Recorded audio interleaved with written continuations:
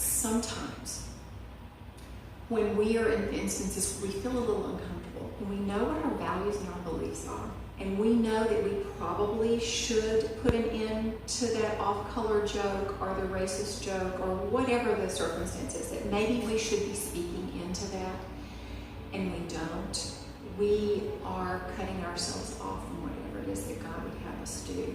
We're putting a wall up between ourselves and God's call in our lives and being who we are meant to be, who we are called to be at a time such as this.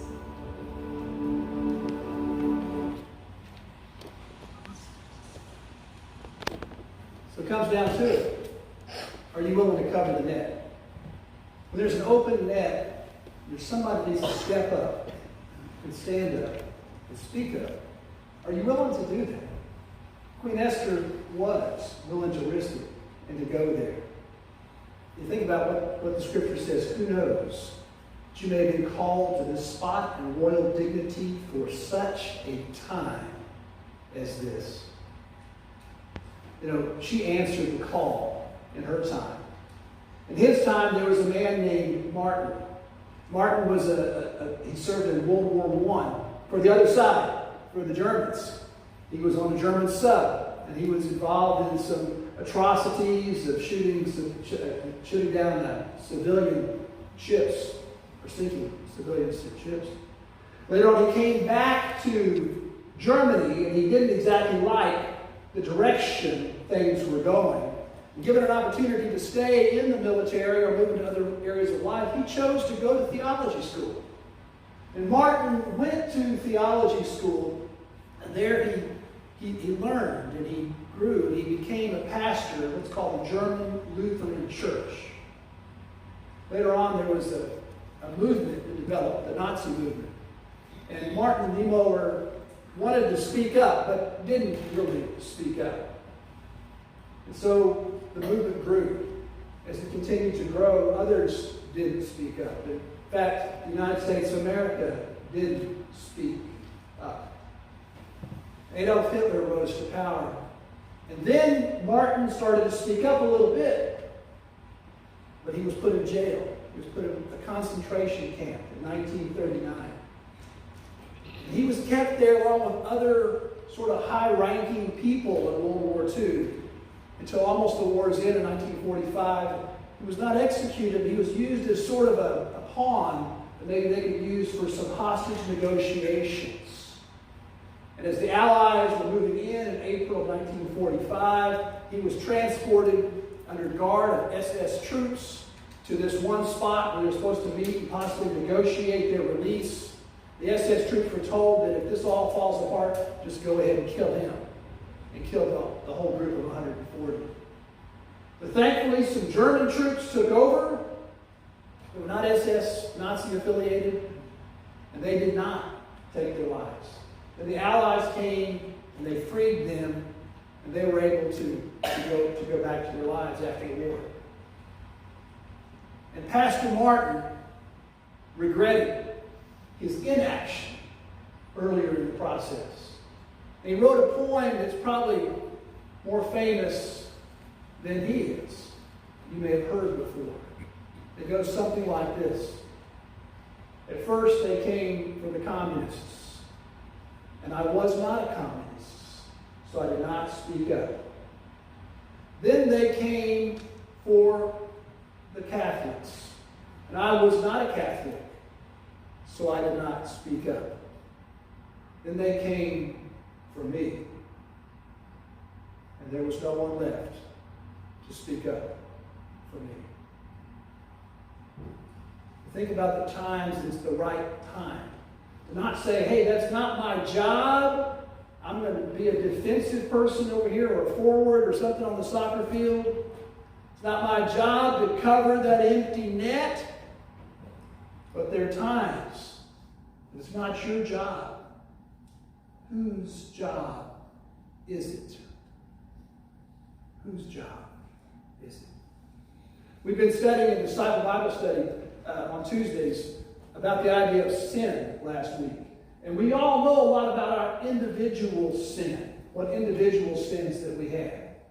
But it calls us to look and disciple, to look beyond that, and to look to our societal sin. Societal sin. Sin's going on in society, and our lack of willingness to speak up on societal sin that's taking place. Our desire to say, it's not my job. I don't need to cover that net. You know, I think about what Susan Roth, by the way, she's going to be speaking here November 13th. There'll be a Wednesday Night Live in November. I hope you can come to that and be a special time to meet her and be able to listen to her. We'll probably study her book more in detail next spring. The idea of being called, because I believe each of us is called. But being called is not just, this lofty thing. Maybe I'm called to something high and mighty and all these cool things. Being called quite often means, as we studied last week with Samuel, being called to uncomfortable situations. As we see in the Esther story, being called, maybe being called on behalf of other people. In this case, she was called, Esther was, on behalf of herself, because she hadn't told anybody that she was a Jew. And the Jewish people have a mantra to this day I think it'd be wise for us to consider. The mantra goes something like this. It's not our spot to finish the job, but it's also not our spot to shirk it. I'll say that again. It's not our job to finish the job. It's also not our spot to shirk it. When it comes to the topic of racial prejudice in our times, it's really hard for me to grasp that 50 years after Martin Luther King, we're still as divided racially as we are today. It's hard for me to grasp it because I thought, surely by now the government would have fixed this. Surely by now the schools would have fixed this. Surely by now the churches would have fixed this. But then I look and I realize the most segregated hour of the entire week in the United States today is 11 o'clock on Sunday mornings. And why is that? Why is that? I believe God is calling us. That the horrible thing she mentioned about the sniper that killed 5 police officers in Dallas 3 years ago. That threw me for a loop. It threw our whole community for a loop. How can that kind of bigotry, that kind of hatred be among us? And I saw lots of stuff go on Facebook as far as lots of concerns, lots of just anger and just sadness.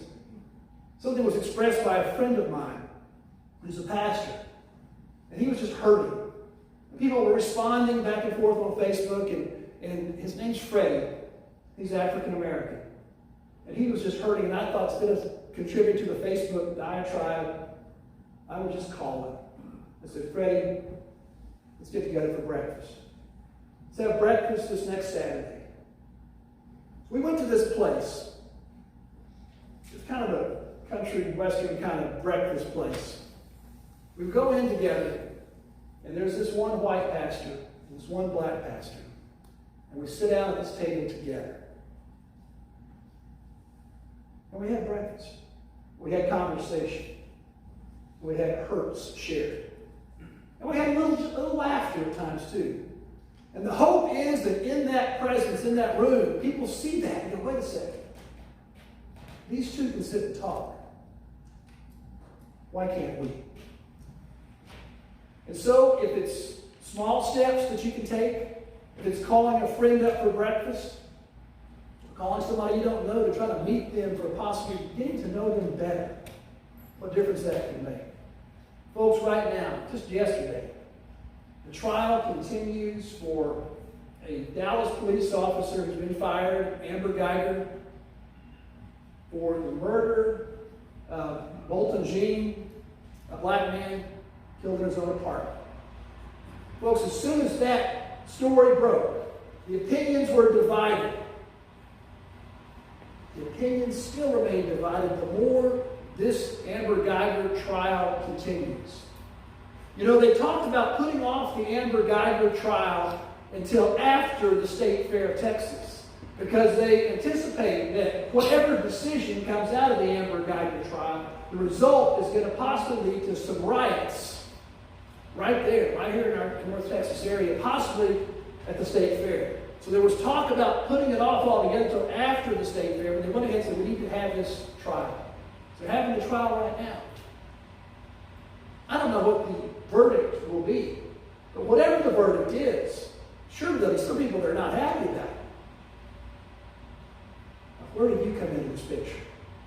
What is it that you can do? You can say, look, I'm doing my thing, I'm doing my job, I'm a defensive person or a forward.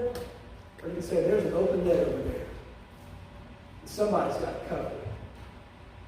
Which is it that you will do? Which role would you take? Just put your head in your pillow and say, I can't deal with this whole idea of healing racial prejudice in our time. Can I do something to make a difference? That's where I would challenge you. I would challenge you to get to know somebody else. It's a different color skin than you. I would challenge you to spend some time with that person, to invite them to breakfast, invite them to lunch. Those may be what's called drops in the bucket. They lead to a societal time of confessing the racism that we have in our world and working on ways to overcome that, to build a better world. You know, I was asked when I came here, before I came here, what core values do I bring that I would like to share with you and share with you as a pastor, but also help you to grow? So I have some slides on these core values. We talked about these before. That kind of led to what I was thinking about. The first one is to love God. And I pray that everybody here can say we all love God. That's a core value, and I think it's something we could all share, no matter what race or color. Or, you know, the fact that we can say we love God is a core value. The second one is that we would love our neighbor. I would pray that we would love our neighbor. Not everybody can necessarily agree with that because they go, well, wait a second, you're talking about my next door neighbor who doesn't cut their grass very often. Or you're talking about this other neighbor, or, you know, trying to define neighbor. We have trouble with neighbor, but I think it's a core value that you, being in this house today, share, that you care to love your neighbor. And the third one, though, changes things. It's called change the world. To me, that's a core value of who I am and why I believe I'm here. I believe that's important for why I mean here in Terrell, but also here on this earth. I think we share that core value to change the world. The fourth one's the hardest one, starting with me. I believe you folks have changed me in these 2+ years that I've been here. I'm grateful for that. I believe God has been working with me to change me as a person, hopefully to make me be less self-centered, more interested in others' lives and helping others. But those are the 4 values, the core values that I bring to this. I wonder if you'll embrace those with me. Love God, love neighbor, change the world. Starting with me. We have, in addition to that, we've got a purpose that we have, a vision that we have here at this church. The vision calls for building faith, for building community, and for building for future generations. What you can do at Burnett Early Childhood Center is amazing. That's the future generations. Do you realize what takes place in those first 5 years? I know plenty of educators we have here, especially early childhood educators or retired educators, know what happens in those first 5 years. That little boy or that little girl gets an understanding of who they are. And I was hoping in the 1960s that the little boys, little girls would get an understanding of who they are, that race doesn't matter, that you're all one, that we care for each other. But I don't think we got that message. It didn't come sinking into us. But tell you what, at Burnett, it can happen. And that is a multiracial school. It has an opportunity for us to volunteer in partnership and be part of. Many of you already are partners with that and volunteering there. You have the opportunity to help shape that child. Help that child know who she is, who he is. And by the age of 5, it's in cement. I mean, I'm talking about, they've proven this, by the age of 5, you've developed this really good understanding of who you are. That private self-image. And that private self-image will be with you through elementary school, through those tough days in middle school, into high school, into college and beyond. What we're doing there every week at Burnett is making a difference in lives of children who will never see maybe their long-term future. We have an opportunity to plant those seeds to help with that self-worth, that private projected image that they have right now. So if you're not already volunteering, I would encourage you to do that. That can be one of those drops in the bucket in that child's life, that you're there for them. And I tell you what, they love seeing you. We've already adopted the whole school financially. You guys have been so generous. There's a sign over each door. This classroom adopted by First United Methodist Church. Quite often it says the name of the people who paid the $200 per classroom to adopt it. I'd encourage you to go find your classroom, the one that you've adopted, and say, I want to get to know the teacher and find out what needs they have, but also to get to know the kids. Take some Play-Doh out with them and play with the Play-Doh. They were feeding me last week. Here's some Play-Doh pizza, Pastor Pete, and give me this. Or here's the Play-Doh chocolates that we made. They were just the joy of bonding with these kids. It was amazing. I want to close with the thought that you may have been called to a time such as this. And if you say, you know, I don't think so, God. I didn't hear that call. If you say, no, God, this problem of racial prejudice in the United States today, or even just in Terrell, this problem is too big for me. Then my question is, how small do you think God is? Because believe me, God is called. Are you and I listening?